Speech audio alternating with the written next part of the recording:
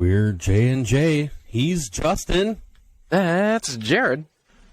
We are two leashed dads that get together to discuss our everyday lives while chained to our parental responsibilities, like purchasing safety equipment for your kids so they're safe and sound and not injured and in the hospital. How are you, man? Yeah, I couldn't have, well, first of all, welcome to episode 20. Holy crap. Wow, Can you believe it? Freaking zero. 2-0. 2 freaking 0. Like 10 episodes ago, it was 1-0, but now it's 2-0. I'm doing well.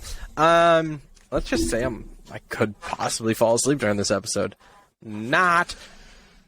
It has been an exhausting weekend, though.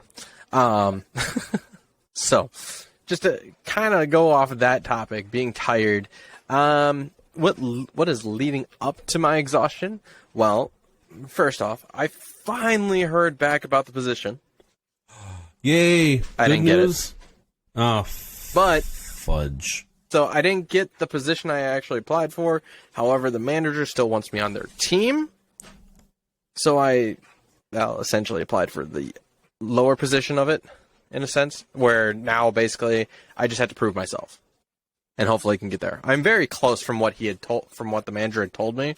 There's just some things that after they had, like, the manager and senior manager have done to review the candidates for that position, the senior associate position. There were just some things that not everybody actually met for their requirements, which is fine, because now that gives everybody that wants a chance to actually prove it. Where, I mean, cool. Yeah, sure, if they would have touched on it during like an interview or whatnot, they probably could have had the position, but it's nice that nobody actually got the offer, but they have a chance to prove it now. So I am, yes, making, for those of you who would like to know, it is a lateral move from my current position to my next position. And it's a good thing in a way, because now it means I don't think I'll be mentally drained as much. Yeah, well, that'll be a good thing. Yeah, exactly. Sure. Earlier in the week, or actually halfway through the week this week, I went to a thing called the Travel Snake Show. It was actually held at one of my kids' school, and basically it's actually a group of people that come with their snakes they've collected. And, like, yeah.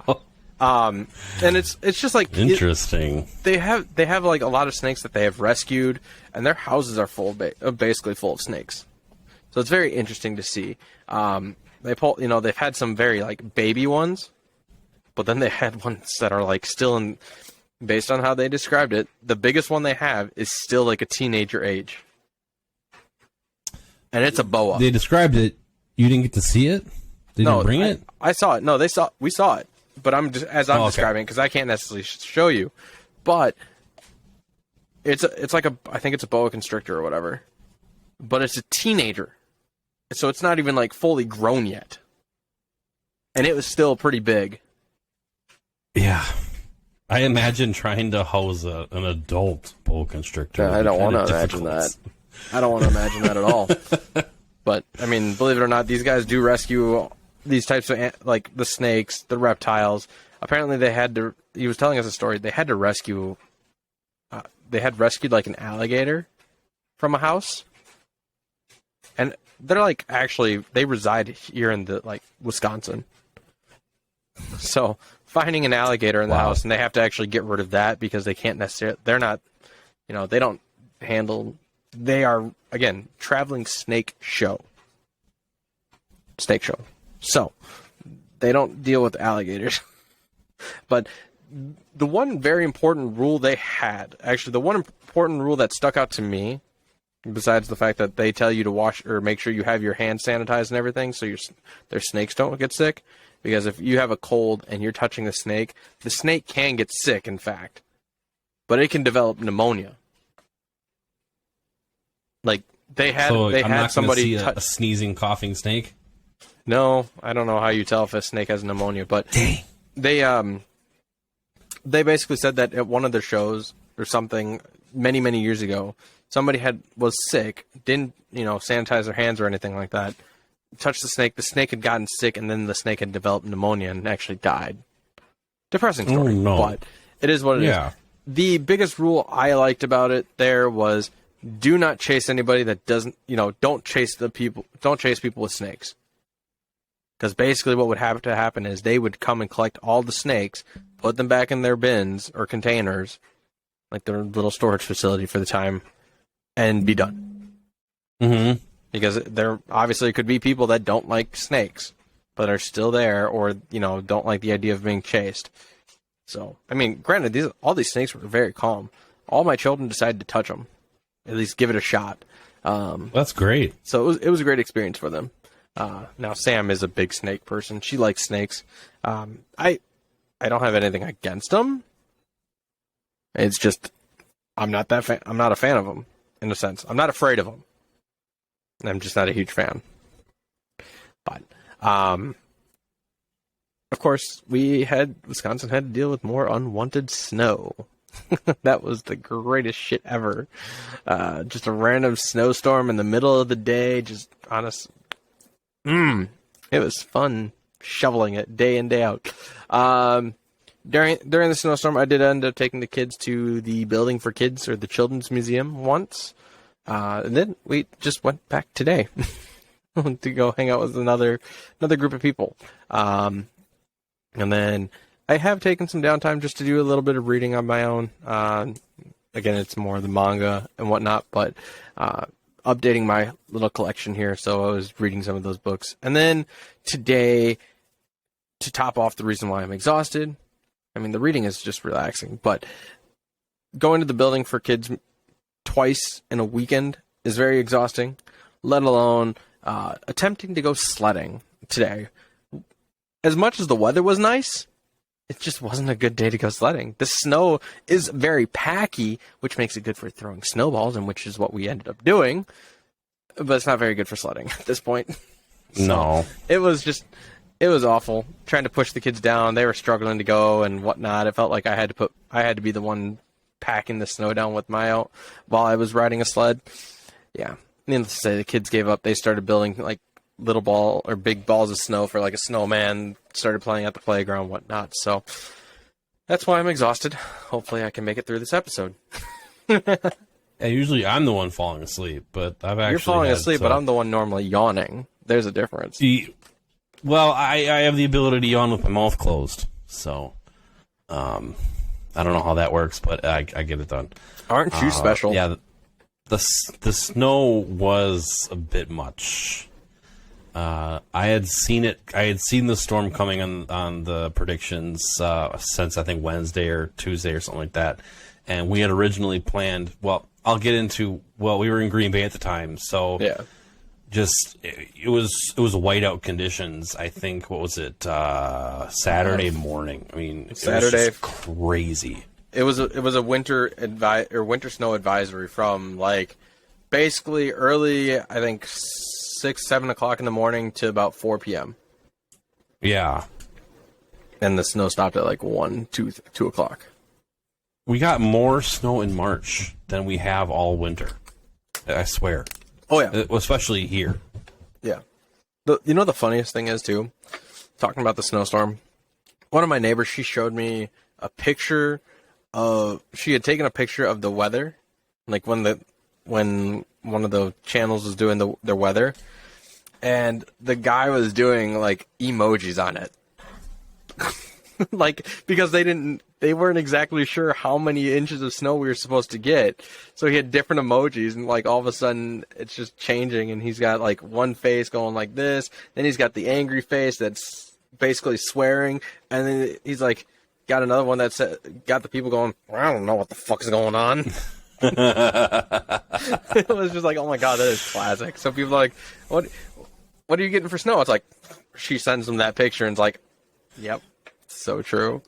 I'm like, I don't know anymore. Like, apparently nobody was able to predict the right amount of snow, but I think it was like a foot of snow that we actually ended up getting.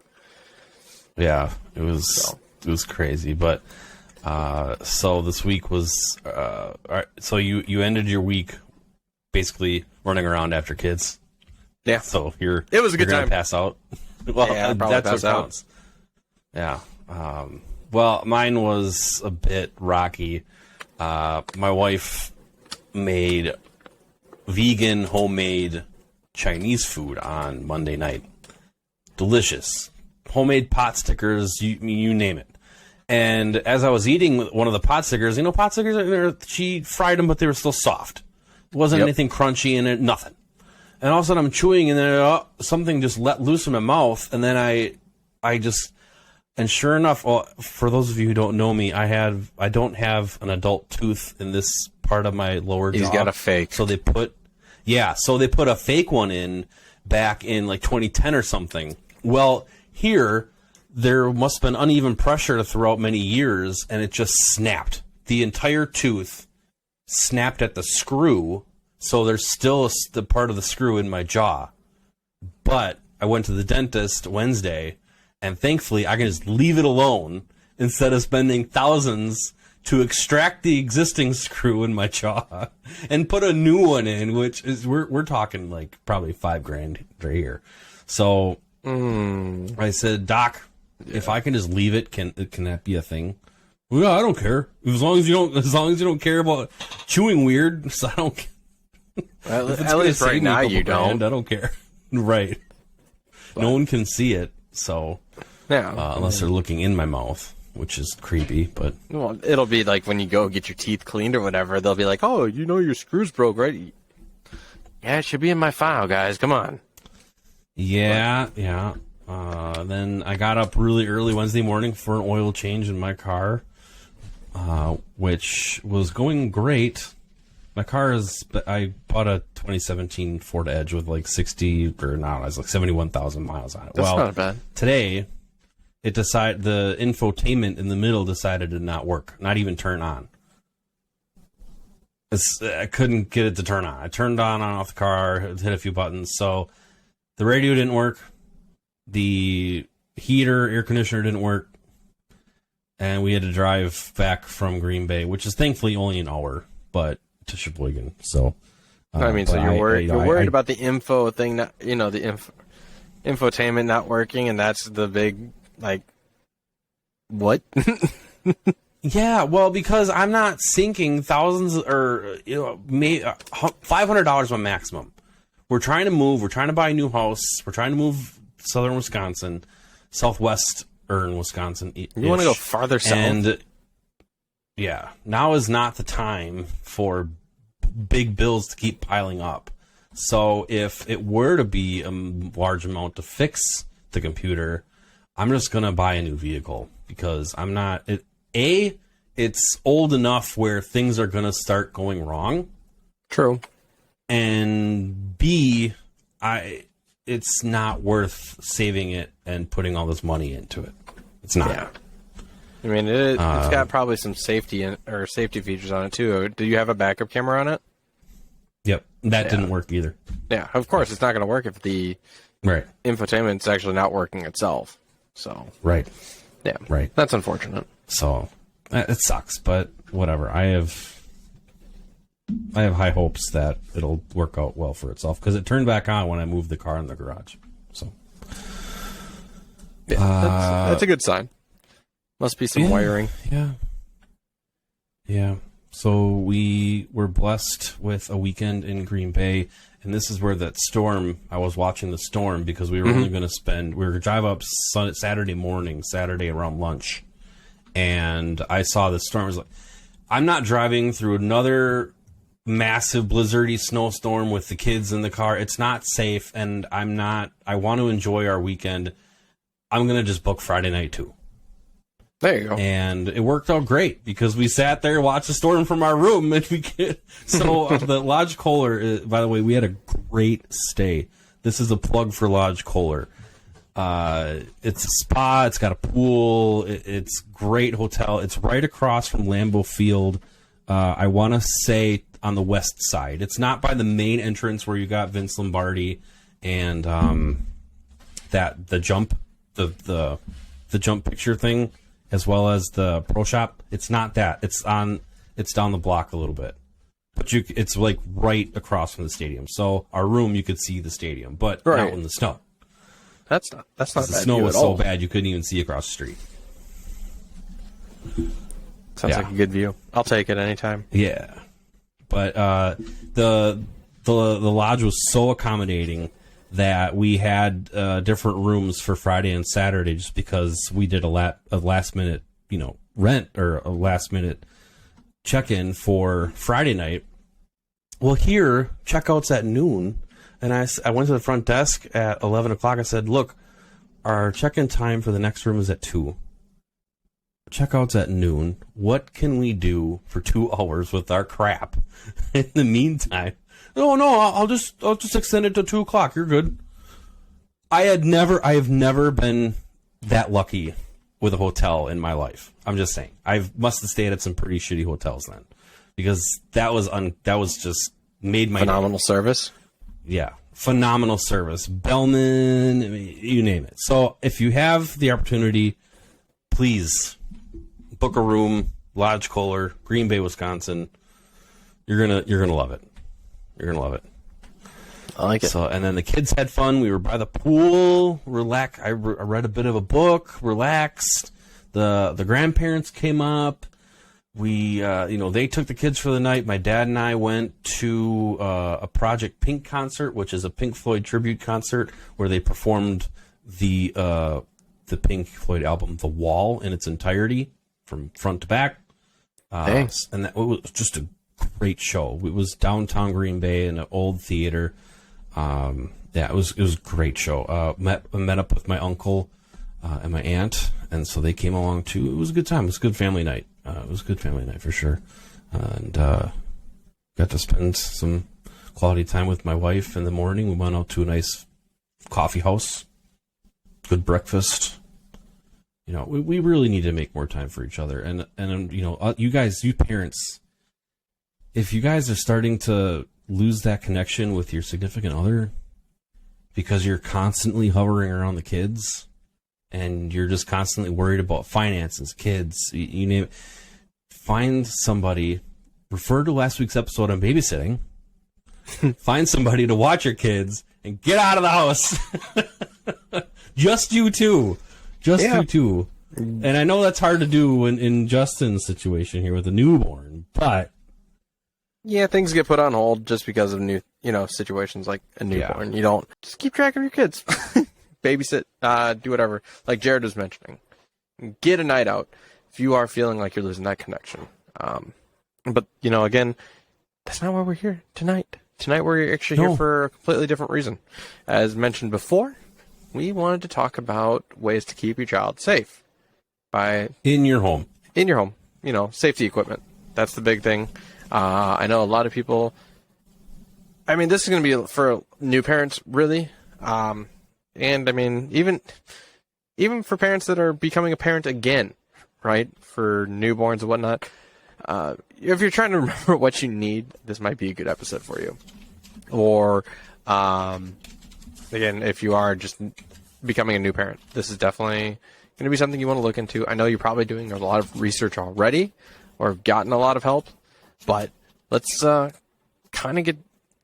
down to it. Let's talk about some safety equipment that you really, really need for your child when it comes to at home or in your vehicle, things of that nature. Jared, take it away. So we're going to be part of your research with this. We're going to be part of your recommendations for things to keep your child safe. And numero uno, child is born. It's time to go home, folks. It's time to bring your baby home. What is the one thing you need to bring that baby home? Hold on. I think I know this one.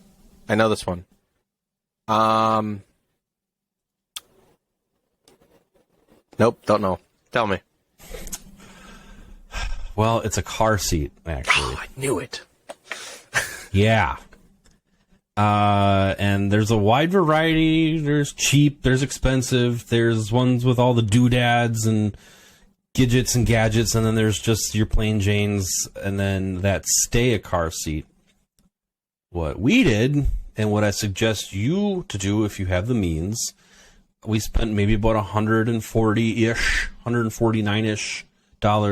on ones that convert to the different types of seats as the child ages.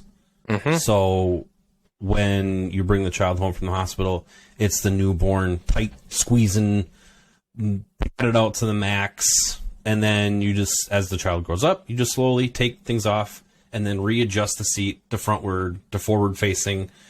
And so that's a good option to go. If you can, I think it'd be cheaper because you're not buying different things for each stage, and you're just having the one. Do you have a preferred brand? I know a lot of people might have a preferred brand or don't know which ones to go with. I'll be honest, if we talk about that, you're right. Greco? I think Graco? Yeah. Okay. Yeah, I mean, there are also, if you have any thoughts or issues too, I recommend trying to find maybe like a shop or like a store that actually may specialize in it.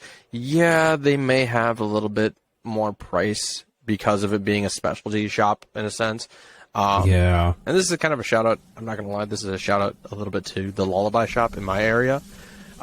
So it's a great place.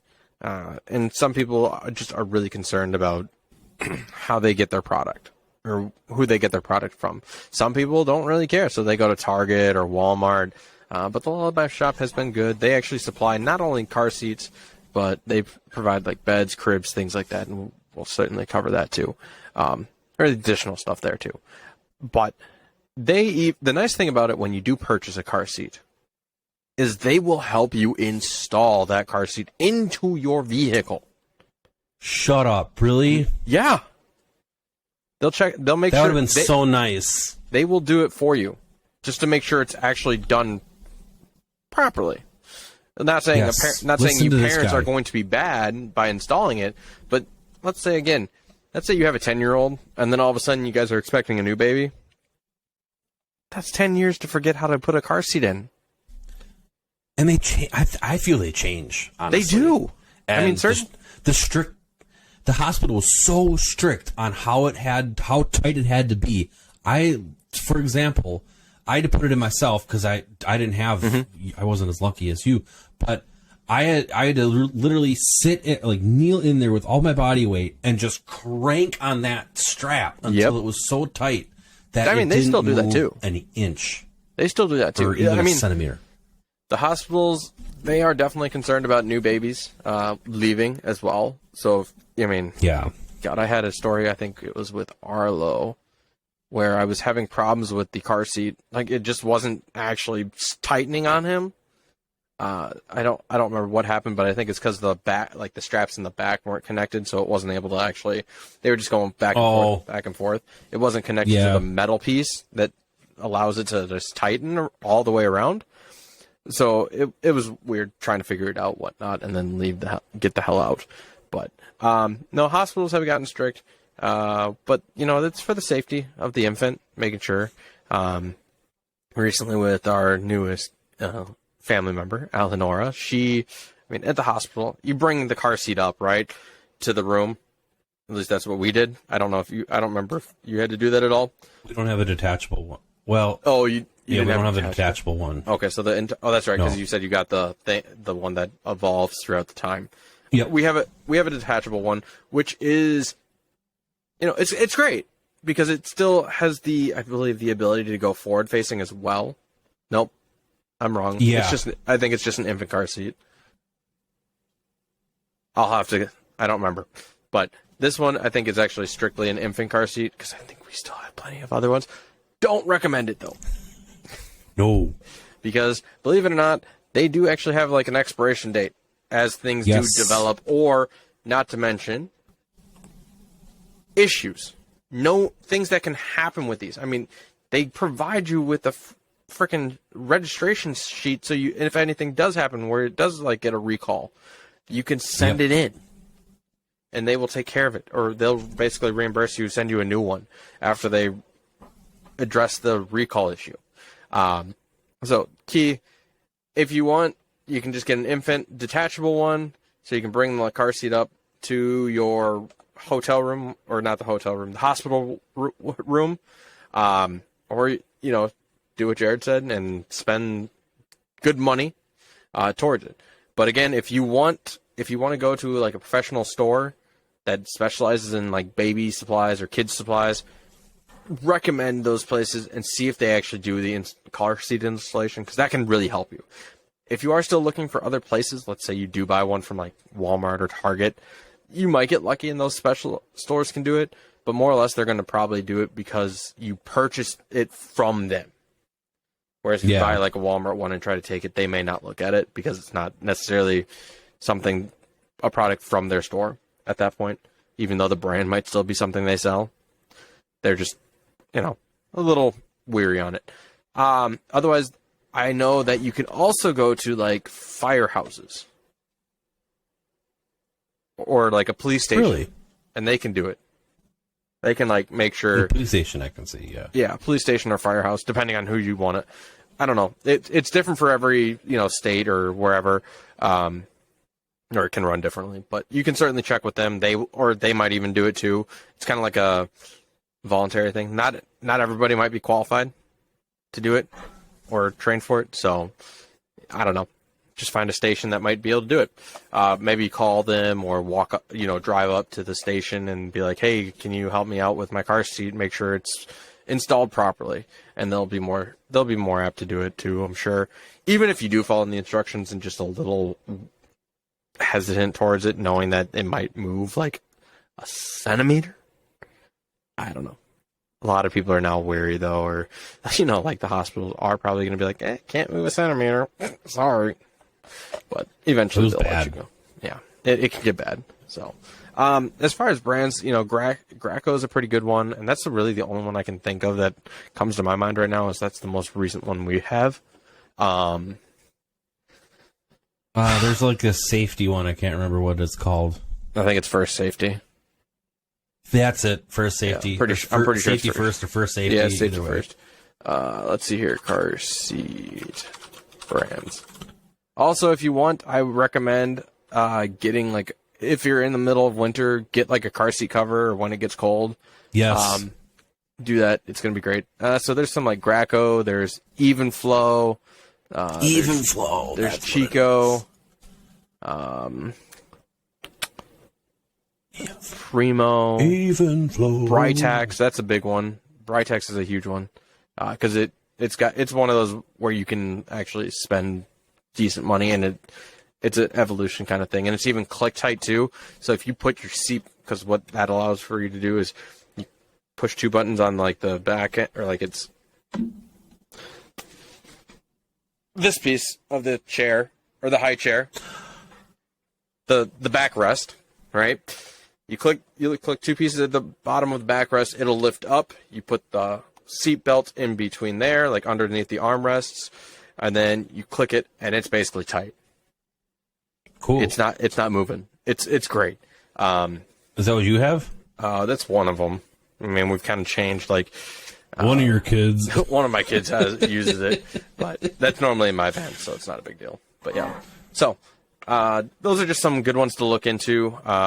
Just take a look at the product reviews. Really, each brand has their different types of, different chairs, depending on or car seats, whichever one you're looking into. What's next? I mean, once you get home. Once you get home, where's the baby going to go? Well, probably your arms. Providing you've done providing you've done some nesting. Yeah. Bassinet. Yeah. There's many different types. As my wife and I we have the two daughters, and we had one for both. And it was just something simple, and shame on us, but I don't think we knew this at the time. It was recalled with like a year after we bought it for Eleanor, and it was one of those folding ones, so it's like this and an X. Oh, and then to put it away, it goes like this, and it's easy carrying. Well, I guess it got recalled for the folding. Mm-hmm. Yep. But it didn't break on us, so that both girls used that. And then, what did you use? Did you have? Because they have the movable ones, the stationary, the bigger. What did you use? Currently we have one that was. Yeah. What do you use? I don't remember the brand honestly, but it is one of those rolling, like. It's got 4 wheels underneath it, so you can roll it, and then it's got a nice container or like a storage area underneath the entire bassinet itself. But this one's very interesting because instead of actually where some of the bassinets, like the one you have, like the X, where it's like foldable and everything, which we use for like Nico, and I think Arlo too at that point. But mind you, also if you ever need to, if you're going on like a vacation, find like a playpen or like a thing that a pack and play, yes, because it might actually have a bassinet too. Yes, I had a pack and play that had a bassinet and crib and all of it tied together, so it was very nice. But yeah, back to the main point. This bassinet that we currently have for Eleonora is very cool because it's got a side that you can unzip from. So it's got like the posts. You can lift up the little piece after you unzip it, and it basically folds down so you can actually have access to it rather than having to necessarily lean over. It is pretty cool because right now she's in our room with us. And obviously, within the bassinet, she'll probably, after, 6th or 7th month, she'll move into her own room, which we have a crib for her already built, which is nice. But the bassinet it's really neat. I'd say it's nice and roomy. She's got some stuffed animals in it, which I'm not too concerned about because they're always at her feet. And when she does move forward, we have a white noise machine in her bassinet as well. Oh, yeah. To help her sleep, and it's really cool because we have it set with the waves. And I'll be honest right now, it's gonna probably be weird when she's in her crib versus in our room because we hear that and we fall asleep with it. So You gotta get one now. Mommy and Daddy need a wave machine. I don't need a white machine. I don't need a white noise machine. Nope, not at all. But again, I'm going to say that the brands are very similar as well. I think all these, like, Graco, Britax, they probably all have some form. I don't remember because, honestly, where did we get our equipment? Amazon. So Same. I just remembered looking at the box and starting building these things as they came in so we could be ready for them. Or ready for her when she came. Yeah. Which is nice because we it's did a big have the pack nesting and play portion. too. The pack and play with the bassinet feature, Yeah. but neither of the kids slept in it. I would think say it was pack too and play. stiff. Yeah, that's the problem. Pack and play is too stiff. They give you a plastic mat that just kind of covers the metal or the wooden platform, and it's not even. It's like you're still sleeping on a freaking floor. Right. So it's not even I good. don't blame you girls for not sleeping in it. Yeah, I don't blame anybody if they don't want to use it. I mean, it's okay if you find like an extra mattress or something to put into it at night or something. I may recommend only using it if you're going on a vacation. You're not going to necessarily want to or like take down a crib or your other bassinet, whatnot. So I mean, that's what the pack and play is really for: taking it to a place that you're not going to be there very, very long, like maybe a week at a time or something like that, or what there may be. But it's really good for pack and play. It's just really good to take around when you're traveling, rather than having to. You brought up a good point though. The crib that's already built for Eleonora. We got with the bassinet that only lasts 6 months ish. It all depends. It all depends on the other things that are happening, right? So feeding. Right. Because, I mean, you look at it this way. Most often, I think, and this is going to be a little recommendation for new parents or parents becoming parents again, but it's been maybe years that haven't had, like, an infant in their house. You're probably going to want them close to you for the first few months, all depending on how they're feeding. Like, if they're feeding or more or less just to make sure everything's going well with them too, right? Yeah. Because you may have those concerns. SIDS and all that. Yeah, exactly. With Eleonora right now, I mean, all our children breastfed. It's kind of a pain in the ass to get up in the middle of the night, walk across to the other room, pick up the child, bring them back, feed them, and then put them back in. That's not ideal at all. especially if they're feeding every 2 hours of what it may have been at the beginning. No kidding. But that 6 months is probably going to be where it draws the line, because that's about what the average time when an infant starts getting teeth. And that's like, nope, you're done. Sorry. Not saying it's a bad thing, but it's just like, that's kind of when they start trying to, if they're still latching on, they're going to bite down a little bit, and that's going to hurt. I know, TMI a little bit there, but I'd say 6 months is probably going to be the ideal time frame that the transfer from the bassinet to the crib is going to happen. And then obviously that the crib brings up with like an additional feature called baby monitor. Oh, that too, yeah. Yep. So making sure you have that ready to go for nap times or whatnot as well. Usually, right now, we don't have to worry about that, because when she naps, she's still napping with us. In a sense, like, Sam's laying on the couch, she's on top, Eleanor's laying on top of her, or she's sleeping in my arms. Yeah. So it's not like I'm laying down or anything like that, but... And as far as the crib goes, you guys do what you want to do. If you guys have like a historic family crib that you need your child to sleep in for tradition purposes, go ahead. I recommend you inspect it first, though.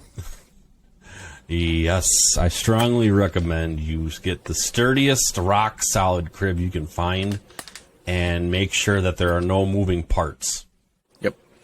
I remember when I was growing up that there was the cribs that had the sliding up and down with the springs and the death trap machines and everything else. Now they're built really solid. So do your research, look at product reviews, and just buy the sturdiest crib you can find. It's funny when we talk about those cribs. Okay, the crib I was in when I was around, 31 years ago. Obviously before that, when I had my firstborn, I had ended up getting back the crib that had been passed down for many years. So, like, my parents, I was using the crib that I was in for my firstborn. My firstborn was using the crib that I was in. And that had gone through me. It had gone through my sister. It had gone through a couple of my cousins. Like 3 of my cousins. And then back to me. So I'm not saying it's an antique or like a family heirloom by any means, but please, by all means, I think I got a little lucky knowing that it was still in good condition. Right. But just make sure if you are doing something like that, you check to make sure that it's still good. But nowadays, cribs, especially if you don't want to necessarily spend a crap ton of money on them, or if you can find like a decent sale. But the crib we have for Eleonora is actually great. Nowadays, as Jared was mentioning, the ones that you pull up just to lower like the bar, in a sense, the crib itself, like the crib bar itself, those are basically gone. Now it's actually mattress, or like the bed spring itself that you can lower and raise. And that's actually, I think, easier because, truthfully, the kid is going to get older, and they're probably going to be in it for a bit. And a lot of people are still basing on the idea of we get them into a bed or like a toddler bed once they start climbing out of that crib. Or attempting to climb out. Attempting to climb out, yeah. Showing ways that they're starting to climb. So, but that's why they also have it where you can lower it with like the 4 corners, which is nice. Mm-hmm. So, just be mindful of that. Yes, it means you might have to undo a couple screws or whatnot, but that's a lot easier than having to worry about the frame of itself having to be raised or lowered at times too. Right. But yeah, so for bedding, it's pretty simple. Make sure that you have a good mattress too. And when you are ready to move on from like the crib to a toddler bed, sometimes you can find that the mattress is still going to be good enough to use it for the transition too. And maybe just if you ever want to keep it, find a good place to store it where there's not going to be much like liquid or it's not going to be exposed to all the elements either, which is going to cause some wear or tear on the product as well, especially if you plan on having another kid and you want to use the crib again. So save you money down the road too. But yeah, great brand. I mean, there's always great brands out there. I can't tell you what I currently have because, again, it was off of Amazon and it was at a really good price. So it's not a bit. I mean, still do your product reviews. It's great. But, moving right along. Let's talk about the feeding. I know I've mentioned it a little bit before, but like breastfeeding when babies are sleeping, daytime, putting them on solids. High chairs, people. High chairs or just chairs they can sit in as they are, being able to sit and you're now feeding them food. I mean, a lot of people probably think about the high chairs because they're probably sitting next to you and you want to feed them. But as they get older... You got ghosts in your room, dude. I have no idea what just happened. No idea at all. But high chairs, booster seats, if they are sitting at the table with you and you don't need them in the high chair anymore, or you just want to do something different. Everybody's different. Especially, I mean, apparently I met somebody that their child is like Houdini and can get out of their high chair. Even with it strapped in? I'm pretty sure even with it strapped in, they're able to get out. Jeez. Yeah. It's probably because it's like just a waist buckle. It's not like straps on top. Which is fine. I mean, granted, it's a 1-year-old, 1.5, almost 2 years old. So, it's never a bad thing. So, but it's easier to get out when it's just a waist buckle than it is when you have straps. So, be mindful. And really just do what you're comfortable with at that point. Again, professional stores that actually are like baby shops, they're going to probably have great options out there. Amazon's still going to have great options out there too. But it's really your choosing. Every store has a place, I'm sure. Yeah, and I think that's something, because it's not like you're going to, you shouldn't leave your child unattended in a high chair. But I think it's a little less important to have one that's super, super safe, kind of like an old wooden one with like proper strap-ins should be all right. Yep. But for your guys' sanity, get one with an easy removable tray that you can wash like that. And actually, if it makes it easier too, I like what you bring up there, Jared. Removable tray, but also on top of that, a little like filling part too. So it's like a tray inside the removable tray that you can remove that. Right. So then, I don't know. I mean, if you're putting like food in that little portion, but then you want to put more food on that, or like put a plate on that other portion of the tray or section of the tray, you can do that. But it's really good to have that. I remember having that, and actually, my parents still have our high chair that has that same removable tray, and then it's still got like a plastic piece that kind of holds the child in place. So it's like kicking their legs up or whatever. They're not going to get out as easily or anything. But no, it's important. I wouldn't, if you do leave them alone, I wouldn't say like you're hopefully not. I mean, if you're leaving them alone, hopefully you're really close, kind of like still in the kitchen or wherever you have them. But if you're leaving the room for a lengthy period of time, hopefully they're not in the high chair, because who knows what they're going to do at that point. But otherwise, if you're going, I've seen this at multiple restaurants, but if they have just those high chairs that are the wooden ones, for example, no trays, no nothing, you just slide them up. I mean, granted, it's meant to slide up to the table anyways. You can do that as well. Or if you just get one with the removable tray, you'll be okay. Because you slide them up to the table and bam, you take the tray out and they're able to eat with you like a, probably feel like a human being rather than being secluded or whatnot. Right. 9 times out of 10, those kinds you can move up and down depending on your table height too. Yeah, that too. They have nice little leg positionings. So, and booster seats. We're big believers.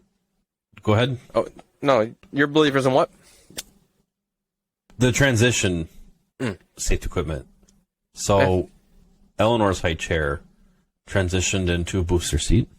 Oh, nice. transitioned into a little eating table and chair. Fine, that was its final evolution of its transforming. That's pretty cool. Not gonna lie. It's like impossible to put it back to a high chair. So, Is it really? Yeah, I couldn't figure it out to save my life. But anyway, That's why they have a thing called manual. so the booster seat. Were you a phone book kid when you were growing up? Nope. At my grandparents, I think I was a phone book kid, but yeah. Nope. I mean, I had a fear of being a phone book kid when I was about, for some reason thought about driving. I'm like, oh, I'm going to have to be one of those kids that's all the way up to the steering wheel, raised up seats, still not tall enough, so I've got to, I don't even know how I'm actually going to get my foot to the pedal. I felt like I was going to be one of those kids or whatnot. But no, I was never a phone book kid either. At least not that I remember. Yeah. Booster seats are actually really important. We had a few instances where, I think it was Cora who kicked herself backwards. And thankfully, the chair was high enough where she didn't hit her head that hard. Mm-hmm. But it was one you also strap to the chair, which I think all of them might be now. I'm not quite sure. But they strap to the chair so it won't fly out. And then also she's still strapped in as well. Yeah. Which saved her some injury. Oh, yeah. Actually, one thing I've done with Arlo and Nico at one point, I think even with Kane too, but if you find your child is very squirmy and you're not going to, this may not be a great alternative. It's kind of a lacking of safety at that point, but if they're still squirmy or not, if you're trying to teach them to sit properly, take some rope or something and tie him to the chair. As bad as that sounds, people, take some rope, tie it, or start from the front, tie it around the back of the chair or whatever, and it'll keep him in. Like, it'll just teach him to sit straight, in a sense. Not saying you have to do it to hold him hostage by any means. If that's what's going through your head, I'm sorry for giving you that picture. I don't mean it that way. Children, this is not a hostage situation at all. Not meant to be viewed that way, just for clarification. But, no, just time, you can do that just to help maybe keep them from moving back and forth or being antsy and whatnot, and then all of a sudden falling out of the chair, in that sense. But, no, let's move along, because, just things around the house. As you're probably well aware, how do you keep children out of, dangerous items? The biggest dangerous item, folks, is sockets, outlets, right? Electrical sockets. Make sure you're covering them, especially when they're young and dumb, because, they're curious. And obviously you can tell when they've got, maybe a fork in their hand and they see a socket, they want to play with it. Luckily, I haven't had that yet. But you can obviously go buy packs of outlet plug covers and put those in. And hell, it's just a great reminder that you need to take it out just to plug something else in. And that sometimes it might be nice too, right? So you don't overuse the outlet at all either. Yeah. Or if it's not being used, it's just a good reminder to yourself. Not saying you're going to be one of those people that wants to stick your hand in the socket by any means, but little kids are more tempted because they want to see what it does. They don't know that it's got electricity or current going through it, and you don't want those fried kids. Right. No, you don't want any crispy fried kids. Do you use them in every outlet or just ones they can reach?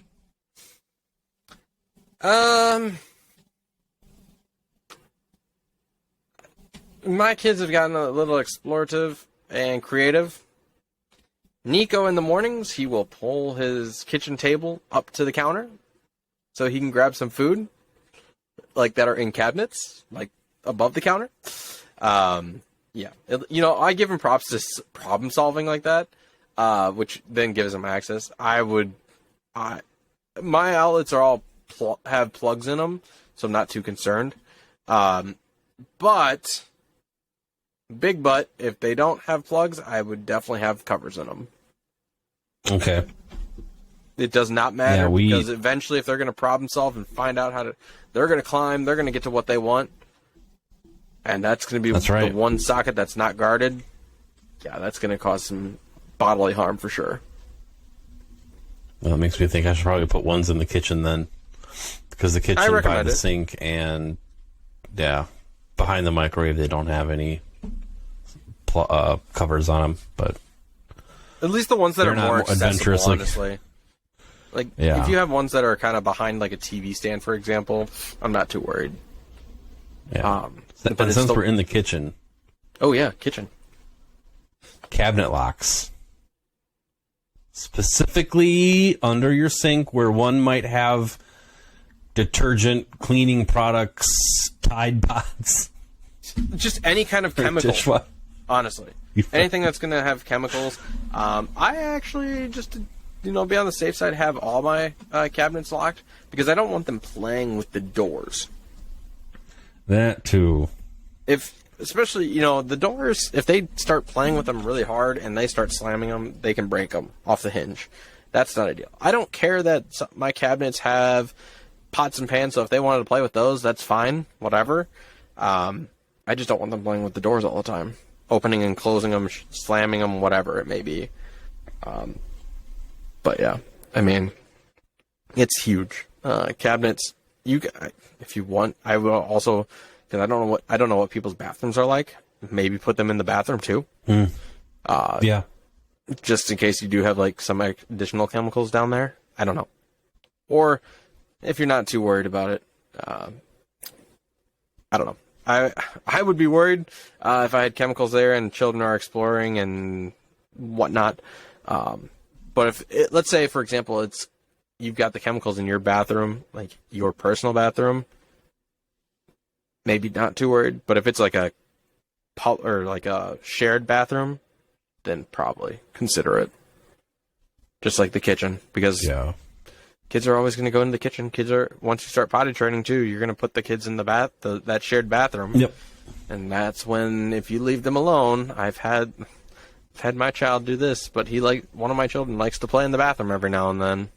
Even though he's like using it, after he's done, he's kind of playing in it. Yeah, I know how that goes. Yeah. So, and that's even something that leads to it too. If you don't want to necessarily lock all your cabinets, you can get doorknob locks or whatever.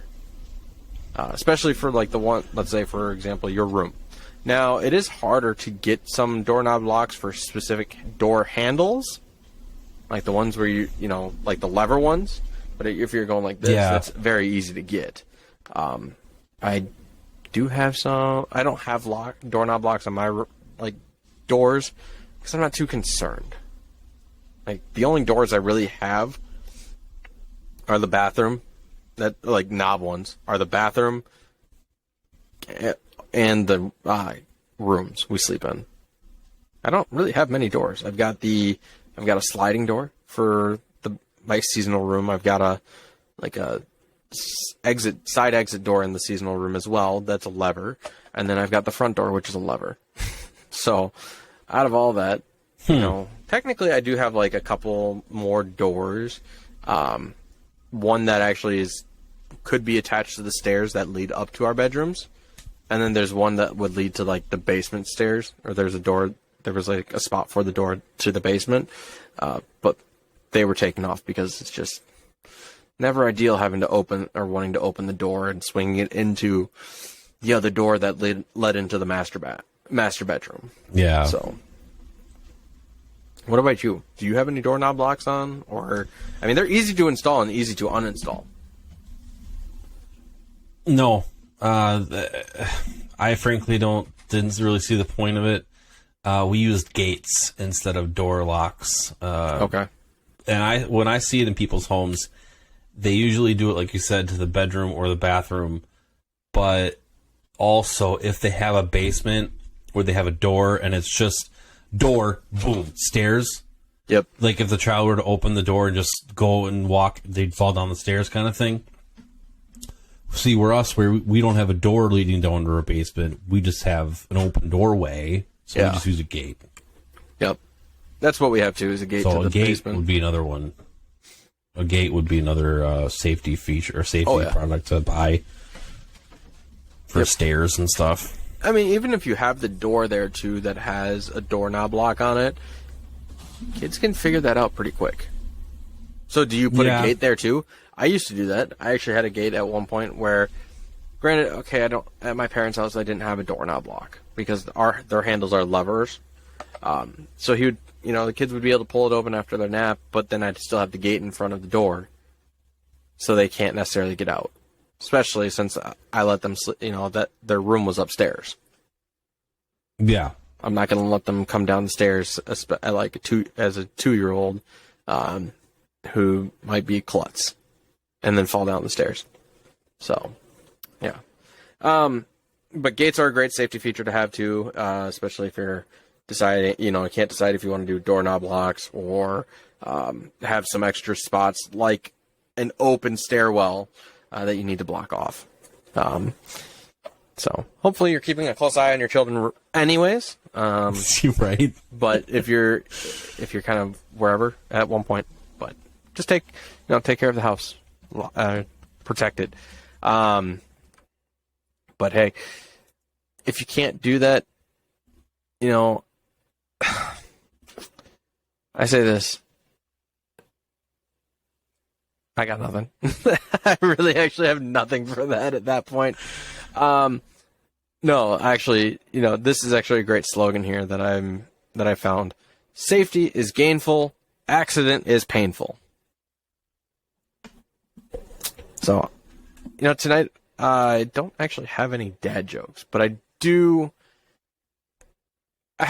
found some slogans that I want to share just to keep you guys in mind that being safe is a good thing. Some of these might be funny. Okay.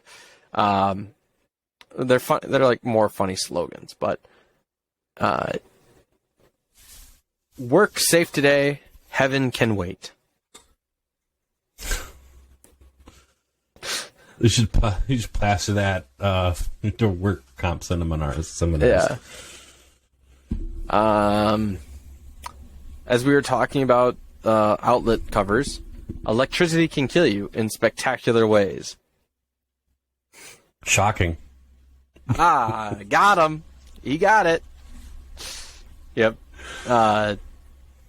Safety officer trained to save your ass, not kiss it.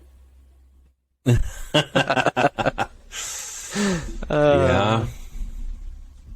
Let's see. I think. Is it better to lose 1 minute in life than to lose life in a minute? Take that extra time to be safe. Yep. I feel like that one should be posted on the side of the highway too. Oh, I agree. Here's another good one, and this is actually, I feel, very true. Safety first, people second. All right, very, very true. Let's see here. I wanted to get one out there, especially for those that are actually. It's never a bad thing. I find this kind of funny when they talk about this. And this could apply to some of those married couple here that are looking around. But this one, honestly, your wife will spend your 401k if you get killed at work today. I like that because it rhymes. Yep. And that's more of what it is. I think it's because it rhymes. But, who knows if it's true if your wife will spend the 401k if you get killed at work today. Well, she's going to have to. Where else is it going to go? You're beside your kids, I guess, depending where your beneficiaries how you want are. To do it. But there was one more in here that I saw. Be alert, your wife needs you. Or be alert, your husband needs you. Yeah. Be alert, your family needs you. There. I'm going to make it pertaining to everybody. Be alert, your family needs you. Need you. But yeah. So, overall, guys, honestly, do your due diligence here. when it comes to safety equipment. I know you're probably coming up with a list of things that you need for your house when you're nesting. Nesting is huge, and that's where, getting the car seat, the bassinet, the crib, maybe even creating the room how you want it to be, the high chair for when you do start feeding them whole foods or solid foods, but making sure if you are truly concerned when they do start crawling around. Best thing to do is honestly just plan ahead. Do it right away. Don't wait till something happens where let's say they do start crawling around, then you're like, oh, I'll go buy plugs or covers now. No, just have it done prior to that. Honestly, if it doesn't have a plug-in already, cover it. That way, small accidents can happen too. Whether you think about it or not, you might end up touching an outlet for some reason. It might shock you. Not saying you're sticking a metal object in it, but what if there's a short? You don't know about it. Right. So be safe, guys. Take care of your children. Take care of your family. Take care of yourself. Again, safety first, family second, or not second, but, people second. Safety first, people second. Come home to your family. Be safe so you can come home to your family. Without further ado, thank you very much, guys. We are on Spotify, YouTube. You can follow me on Twitter, Facebook. We're on Facebook, Leash Dads. If you want to send us your questions, comments, hit us up at leashdads14@gmail.com. Other than that, Jared, as always, thanks for being an amazing constant co-host and episode 20 of Leash Dads. We'll see you next time.